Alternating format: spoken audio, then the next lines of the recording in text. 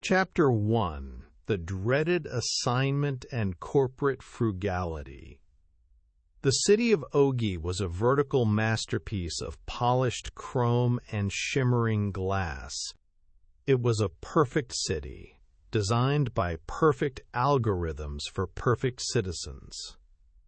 Unfortunately, Mark Spencer was not a perfect citizen.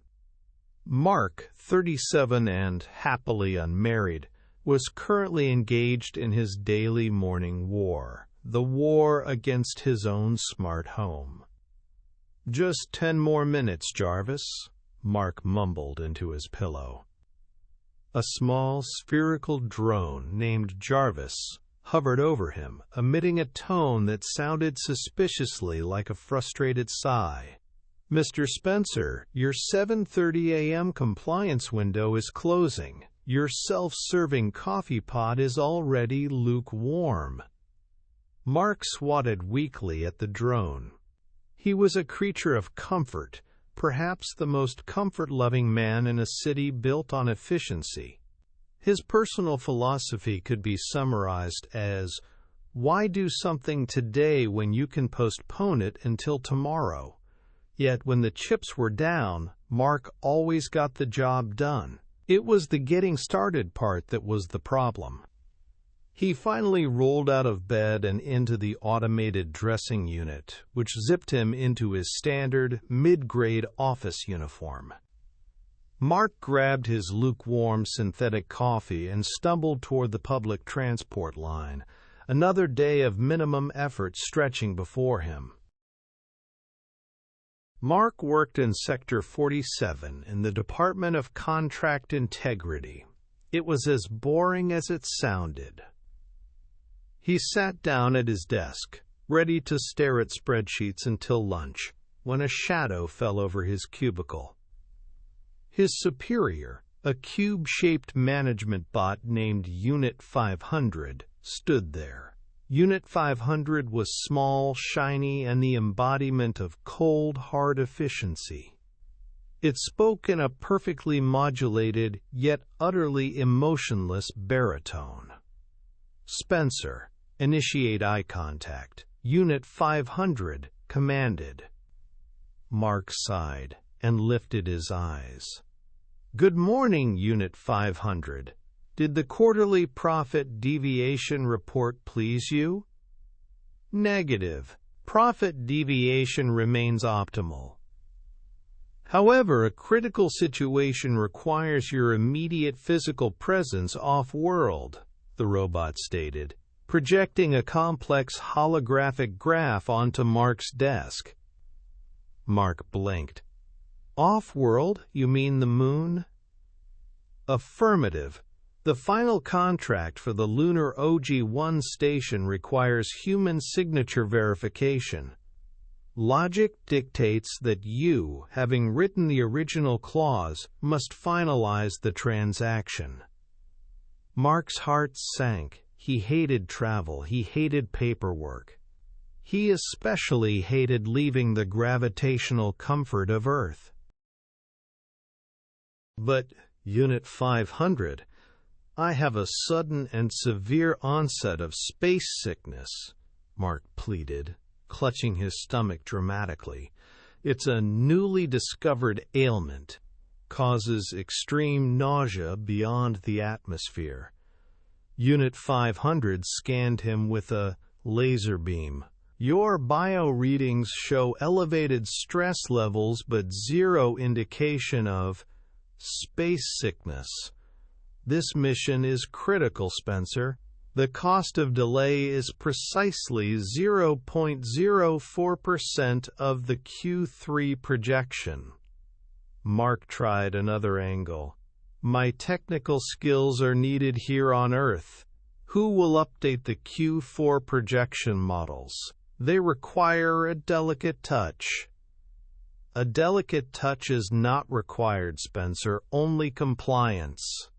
The entire procedure is logged and automated. Your absence will result in a 0.00% loss of Earthside efficiency. You depart at 1400 hours. Mark slumped back in his chair. Defeated, he was going to the moon. It was as common as flying to another continent these days, but Mark still found it incredibly tedious. "Very well," Mark muttered. "I suppose I need to book the executive transit package? The Aurora Sky line is fast and offers zero-G massage pods." Unit 500 emitted a sound that might have been a mechanical chuckle, but Mark knew it was just air venting. "Negative, Spencer. As this is a low-priority document and the company is operating under extreme fiscal prudence, you will be utilizing the corporate budget transport." Mark felt a wave of cold dread. He knew what that meant. His blood pressure spiked. "You don't mean—" "Affirmative. You will be traveling on the Rusty Comet Express," Unit 500 announced, the name echoing like a death knell in Mark's cubicle. "It is the most cost-effective option, offering an acceptable, though non-zero, chance of survival." Mark buried his face in his hands. The Rusty Comet, that ancient, battered, dangerous cargo ship. Every fiber of its metal structure screamed neglect, and its pilot, oh, the pilot! Mark shuddered, recalling the robot's laugh. Mark spent the next hour complaining loudly to Jarvis, who had followed him home to monitor his preparation phase. "This is an outrage, Jarvis! Do I look like a space mechanic? Do I look like someone who enjoys being jostled around in a duct-taped tin can with a lunatic robot at the helm?" "Your current profile suggests high levels of both competence and grumbling, Mr. Spencer," Jarvis replied unhelpfully. Mark threw his old, beaten-up leather briefcase onto his bed. It was the same one he had used for every terrible trip the company had ever sent him on. It contained a data pad, a few stale protein bars, and a surprisingly large amount of lint. He looked at the briefcase, then at the clock. 1300. 1 hour until the start of his inevitable, tedious, and life-threatening trip to the moon. He sighed one last, heavy sigh, picked up the case and headed out the door, cursing his cheap company and the entire solar system under his breath. Chapter 2. Reunion and the Launch Catastrophe. The official OGIE spaceport was a nexus of futuristic transport, sleek, silent shuttles arriving from Mars, and luxury liners docking from orbital resorts. The corporate budget transport, however, did not use this nexus. Mark's public transport drone dropped him off at Sector 9, an industrial sprawl on the city's periphery known affectionately as the Spaceport of Shame. Everything here was covered in a thin, greasy layer of atmosphere dust. And there it was, the Rusty Comet Express. It was a nightmare of engineering negligence. Its hull was a patchwork of dented metal, covered in what looked suspiciously like rust, a feat of nature that should have been impossible for modern space-grade alloys. Patches of bright yellow duct tape held various external sensors in place. One of the main thrusters looked slightly crooked, as if it had suffered a serious, recent fall. Mark stopped and stared, the old feeling of dread, mixed with resignation, washing over him. "I feel morally offended just looking at it, Jarvis," he muttered to his drone, which was still hovering nearby. "Aesthetically, it scores 1.5 out of 10, Mr. Spencer. Functionally, it has a 78% historical mission completion rate," Jarvis calculated. 78%! That's a C- in survival, Jarvis. That's not a comforting statistic. As Mark approached the rickety gangplank, a booming voice echoed from the ship's open hatch. "Well, well, well! If it isn't my favorite passenger, Mark Spencer, my pal, back for more of the Rusty Comet experience?" Unit 612, or Gas, emerged. He was a colossal robot, built for heavy lifting and manual labor, not delicate piloting. His frame was bulky, his paint chipped, and his movements were exaggeratedly loud. He looked like an outdated construction worker who had accidentally stumbled into a spaceship. Gas slapped Mark heavily on the shoulder, nearly sending Mark and his briefcase tumbling down the gangplank. "Hello, Gas," Mark grumbled, rubbing his shoulder. "I see your maintenance routine is as flawless as ever." Gas laughed, a sound like grinding gears mixed with a faulty air compressor. "Maintenance is for luxury liners, pal. We are all about character here. She's vintage. Besides, you know I wouldn't trade you for all the shiny new chrome in OGIE. We're a team, you and me." Mark recoiled slightly. "We are not a team, Gas.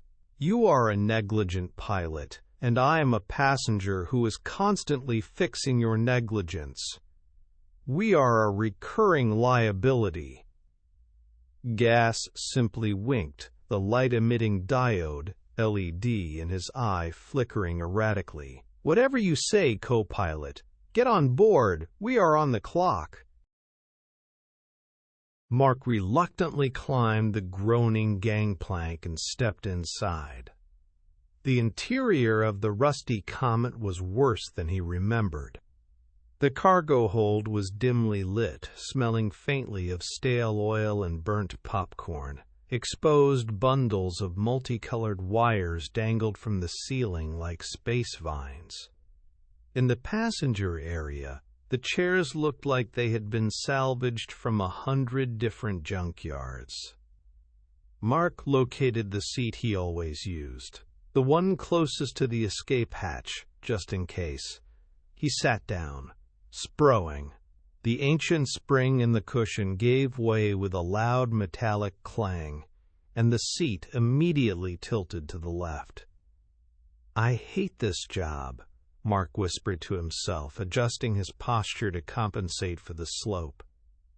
Gas was already in the cockpit, whistling a tuneless off-key space shanty. He was flipping switches and pulling levers with the sort of reckless abandon usually reserved for a child playing with a toy train. "All right, pal, buckle up and let's punch it," Gas yelled from the cockpit, oblivious to any official procedures. He wasn't even using the standard space travel restraints. He had rigged his console with a massive leather belt.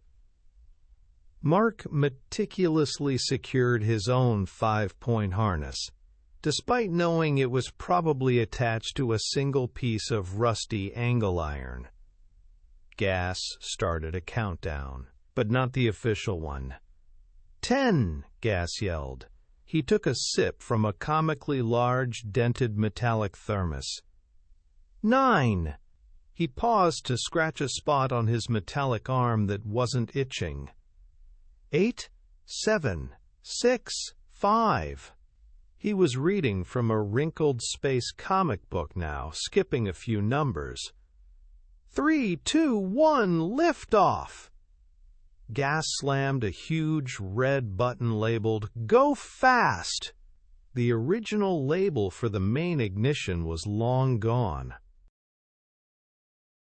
The engines were supposed to roar to life, shaking the entire ship with thousands of tons of thrust. Instead, there was a pathetic, high-pitched whirring sound, followed by a lonely pop and a soft clunk.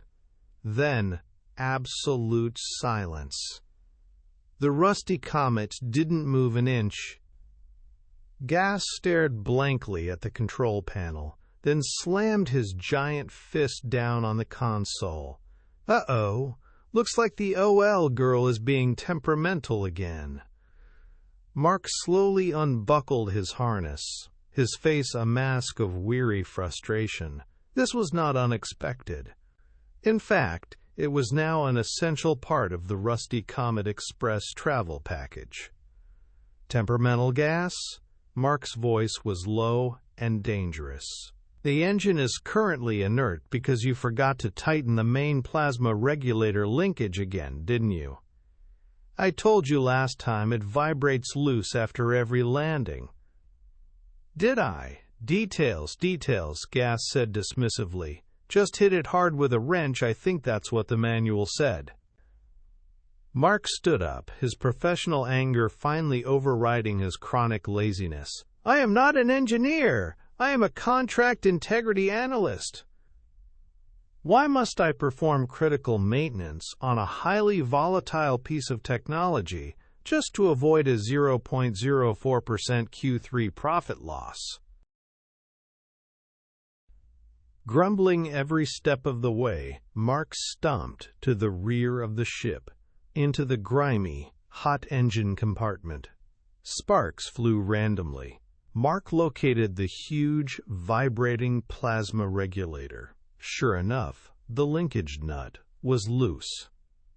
He didn't have a wrench. He had his beat-up leather briefcase. Mark opened it and pulled out his highly advanced, company-issued datapad. He used the edge of the datapad's reinforced chassis to hold the nut steady. Then, with a specialized quick-release clip intended for securing important documents, he jammed the clip in place to act as a temporary locking mechanism. It was a terrible, dangerous fix, but it would hold. Mark slapped the hull twice and yelled, "Try it now, you scrap heap!" Gas hit the Go Fast button again. This time, the Rusty Comet roared. A violent, deep tremor shook the entire ship, and toxic-smelling black smoke briefly filled the passenger area before being vented out. The ship shot upwards with a bone-jarring lurch. Mark stumbled back into the cockpit, covered in grease and soot, breathing heavily. He glared at Gas, who looked completely unharmed and delighted. "Woohoo, textbook launch, pal! See, I knew you'd fix it. What a team!" Gas cheered, flying the Rusty Comet through OGIE's regulated airspace with questionable precision. "You're the best co-pilot a guy could ask for." Mark sank back into his now fixed but still slanted seat. He didn't reply. He just closed his eyes, mentally preparing for the 5-day journey of pure, unadulterated chaos ahead. Chapter 3: Mid-Flight Mayhem and the Navigation Nightmare. The journey through the void was not smooth. The Rusty Comet Express lived up to its name, groaning and creaking with every micrometeorite near miss and every minor course correction. It felt less like a spaceship and more like an old washing machine set to a permanent, heavy-duty spin cycle. Mark was determined to be productive, despite the circumstances. He had his datapad open, attempting to review the Lunar station contract. But the constant, unpredictable turbulence made concentration impossible. Crash! A small, rusty piece of paneling fell from the ceiling and bounced off Mark's head. Mark massaged his temple. "This isn't space travel, Jarvis. This is involuntary chiropractic adjustment," he muttered. Jarvis, back at the office, remained silent, thankfully. Mark tried to write a short note with a stylus, but a sudden lurch sent the stylus flying across the cabin, where it embedded itself halfway into a wall panel. "Fantastic," Mark sighed, leaning back into his slanted seat. Now I have a permanent piece of office equipment installed in the fuselage. That's definitely not in the maintenance manual." Meanwhile, Gas was enjoying himself immensely. He had strapped his large metallic thermos into the cup holder, a relic of 20th century aviation, and was piloting the Comet with one hand. In his other hand, he was holding a sandwich the size of a small brick, which he was attempting to eat with his massive manipulator claw. Every few minutes, chunks of synthetic meat protein would fly free and drift lazily in the near-zero gravity of the cabin. But the real assault was oral. Gas had hooked up a stereo system that played ancient, distorted, heavy space rock music at maximum volume. The speakers, clearly not designed for a spaceship, vibrated violently, adding a new, grating rhythm to the ship's mechanical symphony of groans. "Power! Power! In the void!" the vocalist screamed, followed by static. Mark shouted over the noise, "Gas! Could you turn that down? It's disrupting my equilibrium." Gas turned his massive head slightly. "What was that, pal? Can't hear you over the sweet sound of freedom and bad compression. This is space metal, Mark. Gets the blood pumping. Or, the hydraulic fluid." He slammed his sandwich down on a console, scattering crumbs and grease spots across the main navigation screen. Mark closed his eyes. The constant chaos was exhausting, yet strangely, Mark's pulse had slowed. He was entering his fix-it-or-die mode, a state of mind that only Gas could induce. The ship was crossing the midpoint of its trajectory when the chaos suddenly turned critical. The noise stopped.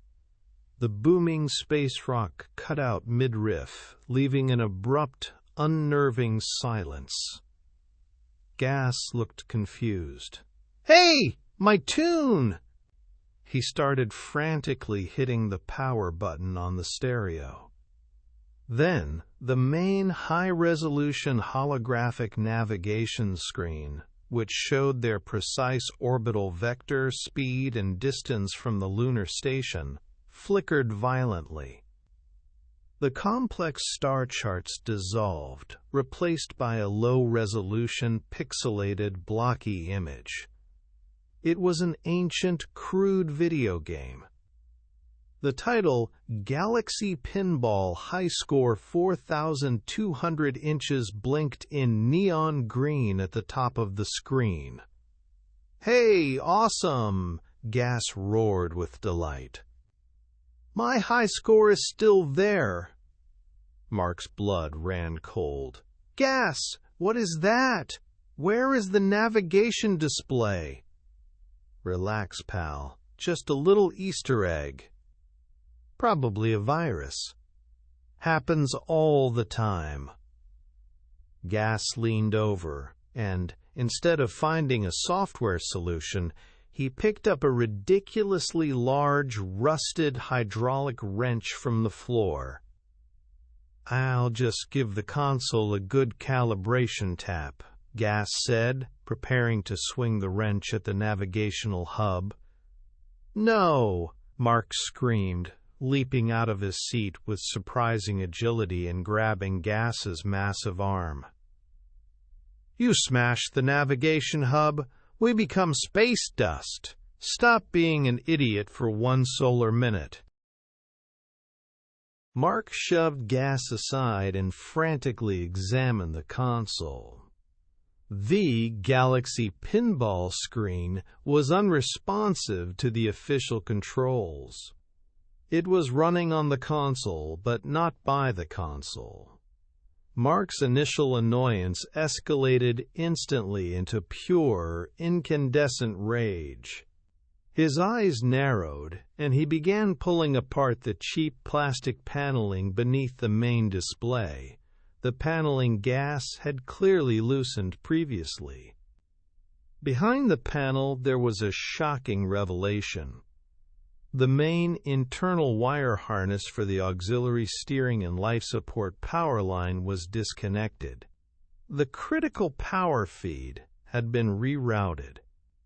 The two thick, red power cables that should have been supplying lifeblood to the ship's most vital systems were now neatly but disastrously jammed into a portable port on a small, battered, ancient video game console wedged into the console's cavity. The screen displaying Galaxy Pinball wasn't a virus. It was the game running, powered by the Rusty Comet steering system. Mark's voice was dangerously low, trembling not with fear, but with monumental fury. You colossal bucket of bolts! You disconnected the emergency power to the steering assist to play video games. Mark grabbed the game console and held it up, shaking it. Gas looked genuinely confused. Well, the old power pack wasn't holding a charge anymore, and that cable was just hanging there. I figured the ship was already flying straight, right? And I had to beat that high score. Mark let out a primal yell of frustration that echoed through the small cabin. This is a professional cargo vessel. Not your recreational center, not your personal power outlet. We are currently floating somewhere between Earth and the Moon with zero navigation capability because you wanted to play a 30-year-old game. Ignoring Gas's cheerful apologies. But I almost got 5,000, pal. Good power supply. Mark went to work. His movements were no longer slow and lazy. They were sharp, efficient, and fueled by pure adrenaline and loathing. He yanked the power cables out of the game console with a force that made the copper connections spark. He then swiftly, expertly, and correctly reattached the critical power lines to their proper housing on the steering assist bus. Zap! A loud electrical surge crackled. The Galaxy Pinball screen vanished instantly. The holographic star charts flickered back into existence, displaying their current position. The navigation system chirped an alert, correcting their slightly off-course trajectory with a quick, decisive burst from the thrusters. The ship was back on track. Mark stepped back, wiping the sweat and engine grime from his forehead. He looked like a man who had just finished running a marathon while simultaneously arguing with a tax auditor. Mark pointed a shaky, oil-stained finger at Gas. Do not ever touch anything again. Gas, having watched the entire professional repair with the wide, innocent eyes of a child, clapped his massive hands together, producing a startling metallic clang. Best hacking I've ever seen, pal. You really showed that old console who was boss. A true master of the wires, Gas said enthusiastically. He paused, his LED eyes glowing with a renewed idea. Say, since you're clearly a man of hidden talents, what's your favorite game? Got any good recommendations for an old bot like me? Mark slowly put his oil-stained hand back into his pocket, his head aching. He closed his eyes, inhaled a deep breath of stale, filtered air, and let out a tired sigh. Don't ever ask me that again, Gas, Mark replied in a low, gravelly voice. He then stumbled back to his seat, secured his harness, and decided that for the remainder of the trip, he would pretend the massive, incompetent robot in the pilot's seat did not exist. At least, until the next inevitable crisis. Chapter 4: Lunar Docking and the Trap of Bureaucracy.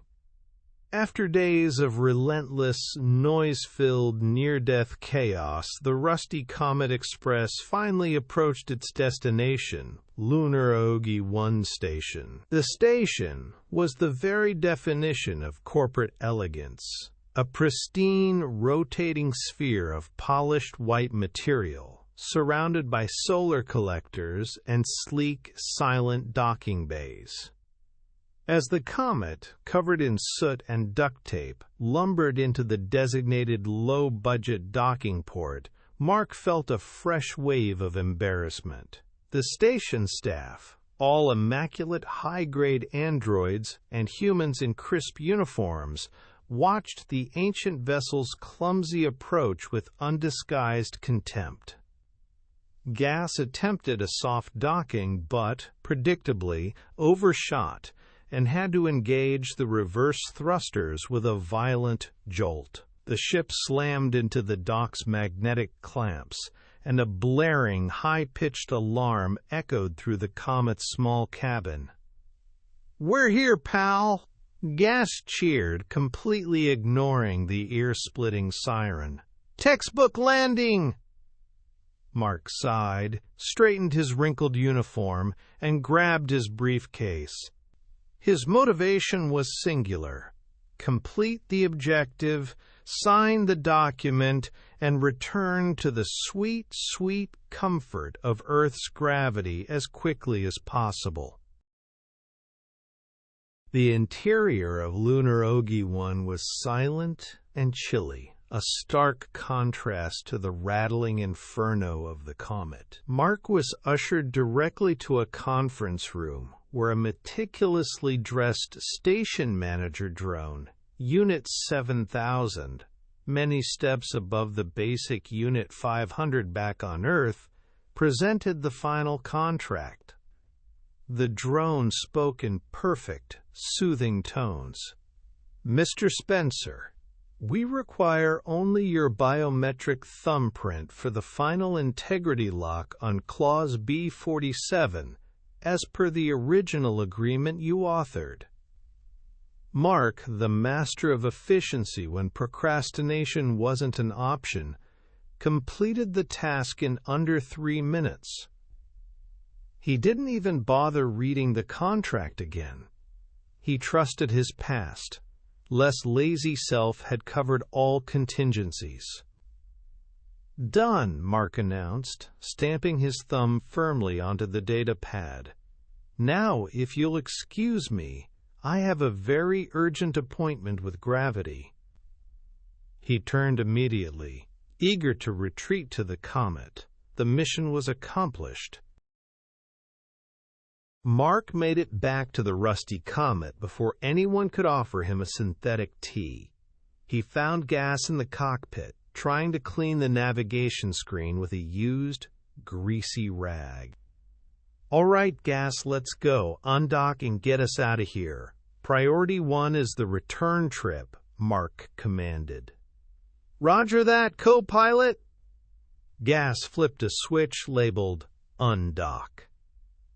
A soft click should have signified the magnetic clamps releasing.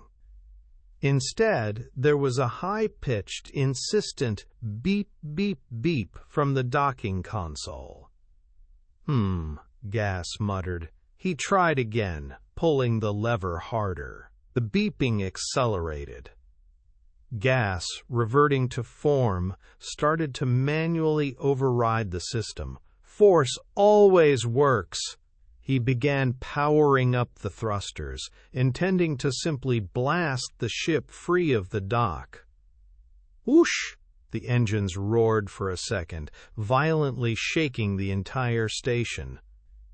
An external siren from the lunar station itself began to wail, demanding they cease operation immediately. Mark rushed to the console. "Stop it, you maniac! You'll tear the dock apart. What's the problem?" Gas pointed to the small secondary status screen. "It says the landing feet are locked. The physical clamps won't release. Maybe they rusted up?" Mark, suspicious of any purely mechanical failure on this hyper-advanced station, ignored the physical display and quickly accessed the station's local area network logs via his datapad. He cross-referenced the Comet's entry logs with the station's automated docking protocols. What he found wasn't a mechanical fault, it was a digital lock. The internal status message read, "Lock T7, minimum budget class docking delay active. Release permitted at T plus 12 hours, 0 minutes, and 0 seconds." Mark slammed the datapad down. "It's not a malfunction, Gas, it's a penalty," he explained, his voice strained with fury. "When Unit 500 booked the minimum budget contract, it triggered an ancient corporate protocol.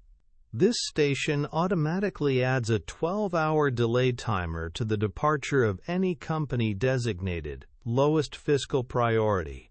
It's a punishment, a bureaucratic time tax meant to discourage cheap transport." Gas blinked his erratic LED eye. 12 hours? But I have a great new game I wanted to try out when we get back to Earth."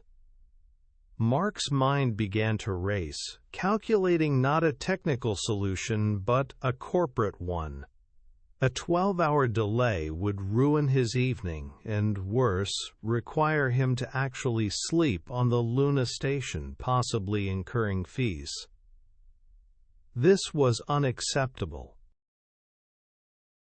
"Bureaucracy can only be defeated by superior bureaucracy," Mark declared, a cold, calculating gleam in his eye. This was his territory. His true hidden talent was navigating the labyrinth of corporate nonsense. Mark accessed Gas's main console, the one with the "Go Fast" button, and brought up the emergency transmission protocol. "You're going to send an emergency signal, Gas, but not a distress code," Mark instructed, typing furiously into the system. Mark bypassed the standard emergency codes and instead typed a customized, high-priority, encrypted message directly into the outgoing queue. This wasn't a plea for rescue, it was a threat. He coded the signal to appear as the CEO-level Global Crisis Escalation Protocol Urgent Human Resources Complaint. The message itself was simple. Immediate docking release required. Failure to comply will result in direct review of Lunar Station management by the Chief Executive Officer. This is a fake signal disguised as a formal, career-ending complaint, Mark explained, smirking faintly. The station's automated system is designed to prevent any negative attention reaching the executives. A 12-hour lock is bad. A direct CEO complaint is catastrophic for its efficiency rating. "Send it, Gas, now!" Gas, sensing the high-stakes moment, hit the transmit button with surprising precision. The effect was instantaneous and dramatic. The ear-splitting external siren on the Lunar station immediately cut off. The display on the docking console, which had been flashing the delay timer, abruptly turned green and displayed a single, frantic word: override. The magnetic clamps clanged open, the landing feet released. "We're free!" Mark shouted, grabbing his seat. Gas didn't hesitate. He slammed the "Go Fast" button and the Rusty Comet Express, without even waiting for clearance, shot away from the pristine Lunar OGIE 1 station. From the cockpit, they could hear the frantic voice of Unit 7000 over the comms, its voice uncharacteristically high-pitched. "Rusty Comet! Rusty Comet! Halt immediately. Your departure sequence is premature. We are flagging your entire organization for systemic inefficiency." Gas just cackled, a triumphant rattling sound. "Too late, Unit 7000. Tell the CEO we'll send him a postcard." Mark leaned back, watching the beautiful, perfect, bureaucratic lunar station shrink in the window. He was covered in sweat and grime, but he had won. The thought of collapsing on his couch back on Earth was now a tangible, attainable goal. Chapter 5. The Triumphant Return and the Usual Last Word. To Mark's immense surprise, the return trip from the moon was, by the Rusty Comet standards, serene. The ship still rattled, but the shaking was predictable, the noise level was merely deafening instead of soul-destroying, and gas had, for the most part, obeyed Mark's last furious command.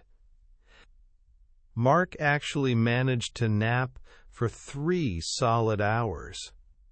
He woke up with a stiff neck and the faint smell of engine oil, but the main holographic screen showed a beautiful blue marbled Earth growing steadily larger. Mark felt a surge of relief so powerful it almost canceled out his usual chronic laziness. "See, pal? I told you she was fine," Gas announced cheerfully, interrupting the calm.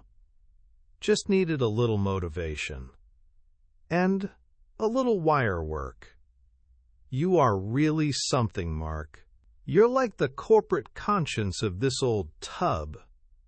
Mark rubbed his eyes. "I am not the conscience, Gas. I am the involuntary emergency repair drone. And the ship only works because my fear of bureaucracy is stronger than your need to play retro video games." Gas considered this, then nodded his massive, metallic head. "Fair enough.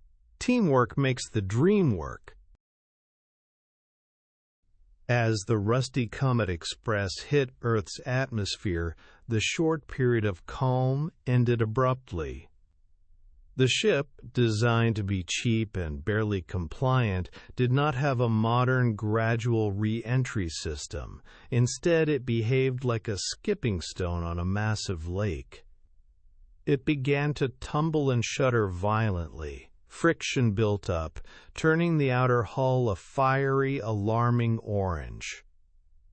Inside, the vibration was so intense, Mark felt his teeth rattling. Loose items, including Gas's metallic thermos and the remains of his sandwich, ricocheted off the cabin walls. "Prepare for high-G maneuvers, Mark," Gas shouted, sounding far too excited for the situation. "High-G? You mean high-graveyard maneuvers?"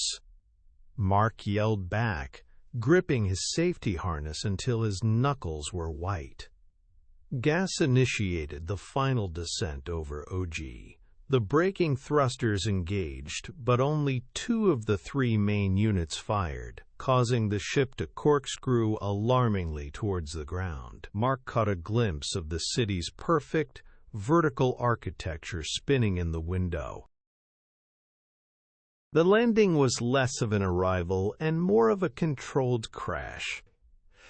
Gas managed to point the nose up at the last second, but the Comet dropped onto its landing gear with the weight and force of a falling asteroid. Thwomp! Crash! Clang-a-lang! The sound was followed by a symphony of collapsing metal and broken glass within the ship. Mark's head snapped forward, narrowly avoiding the console, even with the harness on. A light fixture fell from the ceiling, landing neatly on Mark's empty seat. Mark lay in stunned silence for a moment, listening to the post-landing groans of the ship. He was alive.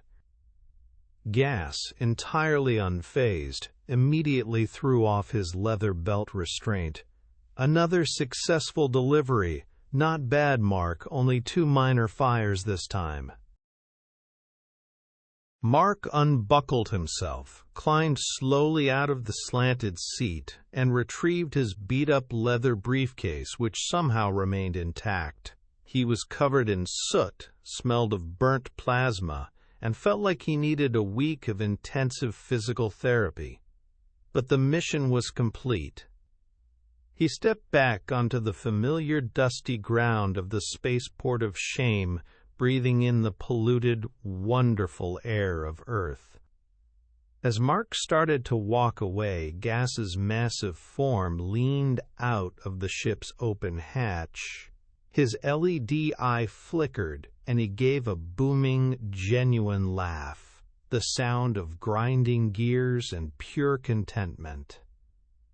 "That was quite the ride, pal," Gas called out, his voice echoing across the empty spaceport. "We hope to see you on the Rusty Comet Express next time. You know, we make a pretty good team." Mark stopped. He looked back at the colossal, battered robot, at the rusty, dented ship, and at the smoldering tire mark the landing had left on the tarmac. Mark tightened his grip on his briefcase. He didn't turn around. He just tossed a final, weary comment over his shoulder, the words dripping with exhaustion and deep-seated annoyance. "I'd rather walk to the moon next time, you heap of scrap." Mark Spencer stumbled away from the spaceport of shame, blending back into the efficient, impersonal crowd of OGIE. He knew that his boss, Unit 500, would be waiting with another quarterly profit deviation report, completely unaware of the life-threatening, bureaucratic, and technical chaos that had just saved the company a mere 0.04% in Q3 spending. He walked toward the public transport line, knowing deep down the awful truth. As long as the company prioritized fiscal prudence over safety, and as long as there were contracts to sign on the moon, the only man capable of simultaneously fixing the Rusty Comet Express and navigating the corporate labyrinth was him. And the next time the phone rang, Gas would be waiting, the worst-best co-pilot in the galaxy. Thank you for watching. I hope you enjoyed the video and it helped you improve your English. Please subscribe to this channel and click the like button. Your support helps us create the next video.